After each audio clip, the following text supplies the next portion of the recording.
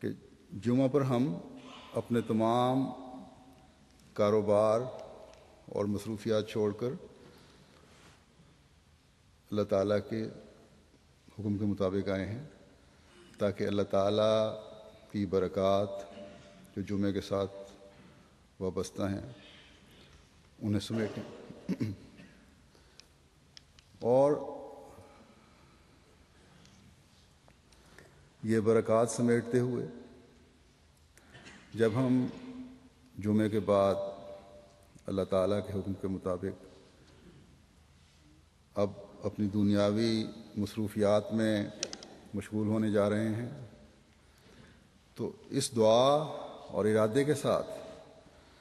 کہ اللہ تعالیٰ کے ذکر کو نہیں بھولیں گے اور عبادات کے باقی لوازم بھی حسب شرائط پوری طرح ادا کرنے کی کوشش کریں گے۔ اور آج کا جمعہ پڑھ کر مسجد سے نکلنا آئندہ ہفتے میں آنے والے جمعے کے استقبال کی تڑپ پیدا کرنے والا ہونا چاہیے اور ہوگا، نہ کہ ہمیں کسی ایسے جمعۃ الوداع کی ضرورت ہے جو رمضان کا آخری جمعہ ہو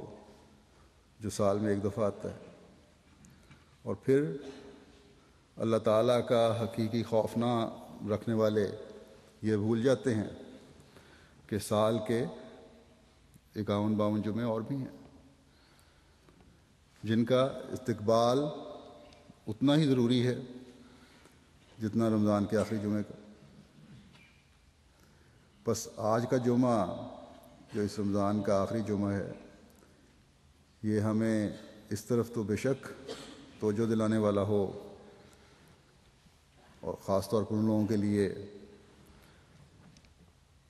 جن سے سارا سال جمعوں کی ادائیگی میں سستی ہوتی رہی، کہ آج اس جمعے میں ہم عہد کرتے ہیں کہ ہم آئندہ اس جمعے کو جو رمضان کا آخری جمعہ ہے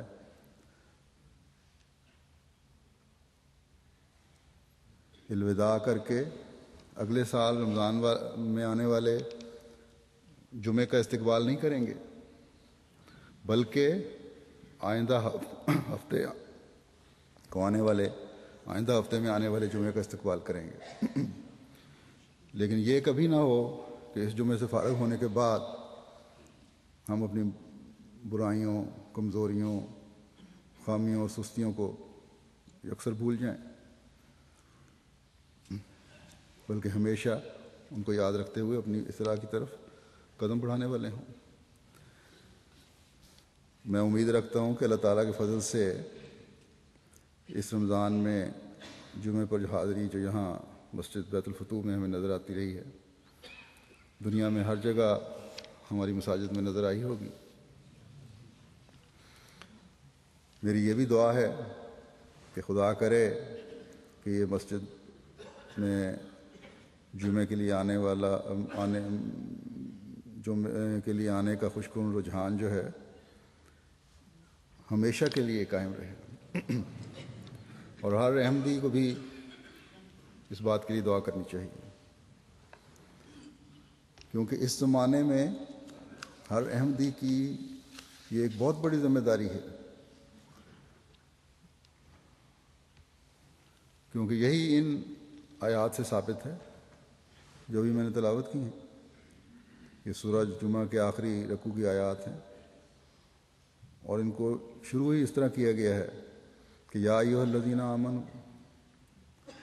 یعنی اے وہ لوگو جو ایمان لائے ہو۔ جب جمعے کے لیے بلایا جائے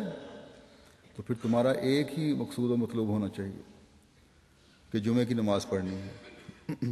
اور باقی تمام کاموں کی حیثیت اب ثانوی ہو گئی ہے۔ اگر اس آیت سے پہلے کی آیات کو دیکھیں تو ان میں یہودیوں کا ذکر ہے جن پر تورات اتاری گئی تھی، جنہوں نے اس کی تعلیم پر عمل نہیں کیا، نیز حضرت صلی اللہ علیہ وسلم کا بھی انکار کیا باوجود واضح پیشگوئیوں کے. اور یہ انکار تو ہونا ہی تھا، کیونکہ جیسا کہ میں نے کہا اس کی تعلیم جو تھی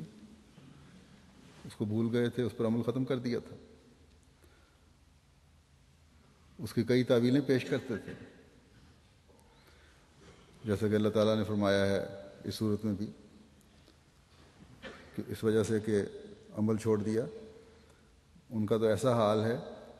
جیسے گدھے پر کتابوں کا بوجھ لاد دیا گیا ہو. لیکن بہرحال عبادت کے خاص دن کے حوالے سے جو ان کے لیے مقرر کیا گیا تھا، جو انہیں حکم تھا، جو ہر 7 دن بعد آتا تھا، اس کو بھی انہوں نے بھلا دیا. اور سبت کا دن جو تھا، جو ان کے لیے خاص دن تھا، اس میں بھی کئی قسم کی ایسی حرکات کی جو اللہ تعالیٰ کو ناپسند تھی. سبت ہفتے کے دن کو بھی کہتے ہیں، اور بھی اس کے کئی مطلب ہیں. عبادت کا خاص دن بھی ہے. بہرحال سبت جو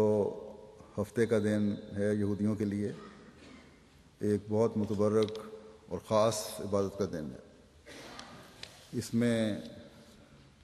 بعض پابندیاں بھی ان پر لگائی گئی تھیں جن کو انہوں نے اپنی چالاکیوں سے توڑا. جیسا کہ میں نے کہا ان کے بارے میں قرآن کریم میں یوں ذکر آتا ہے کہ وَلَقَدْ عَلِمْتُمُ الَّذِينَ اعْتَدَوْا مِنْكُمْ فِي السَّبْتِ، اور تم ان لوگوں کو جنہوں نے سبت کے بارے میں زیادتی کی تھی جان چکے ہو، اور پھر اس زیادتی کی وجہ سے ان لوگوں کو سزا بھی دی گئی. تو ان بھٹکے ہوئے یہودیوں کا اس صورت میں ذکر کر کے پھر یا ایھا الذین آمنوا کہہ کر مسلمانوں کو اس طرف توجہ دلائی گئی ہے کہ جمعہ کا حق تم نے ادا کرنا ہے. یہ اس بات کی طرف واضح اشارہ ہے کہ اگر تم اپنے اس مقدس دن کا حق ادا نہیں کرو گے تو تم بھی سزا کے سزاوار ٹھہر سکتے ہو. ہر قوم کی طرح مسلمانوں کا بھی سبت کا دن ہے، اور یہ ہمارا سبت جمعہ ہے. بس اس دن کی خاص حفاظت اور اس کا حق ادا کرنے کی ہر مسلمان کو کوشش بھی کرنی چاہیے اور دعا بھی کرنی چاہیے. اور اس کا حق اس طرح ادا ہو سکتا ہے کہ جمعہ کی نماز کے لیے جب بھی بلایا جائے تو مومنوں کو اپنے تمام کام اور کاروبار فوراً بند کر کے جمعے کے لیے مسجد کی طرف چل پڑنا چاہیے. امام کا خطبہ سننے کے لیے فوراً مسجد کی طرف دوڑنا چاہیے. اگر کوئی بہانہ جو یہ کہے کہ ہمیں ان ملکوں میں یا آج کل دنیا میں اذان کی آواز سنائی نہیں دیتی، تو اس زمانے میں اللہ تعالیٰ نے دوسرے انتظام کر دیے ہیں، گھڑیوں کا انتظام کر دیا ہے. اب تو فونوں میں بھی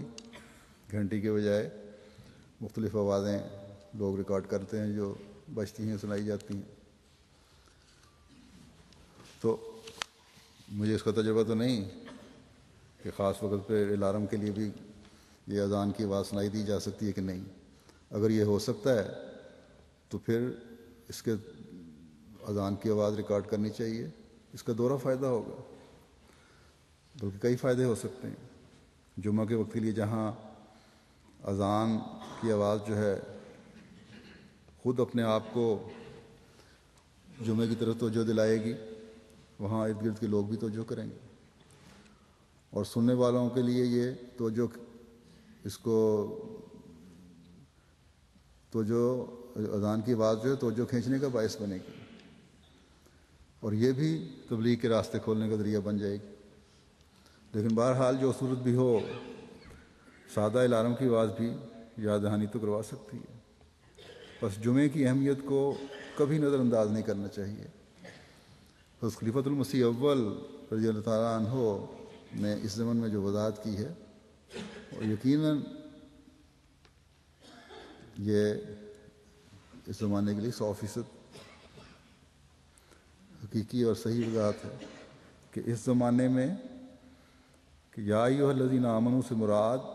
وہی قوم ہو سکتی ہے اور ہے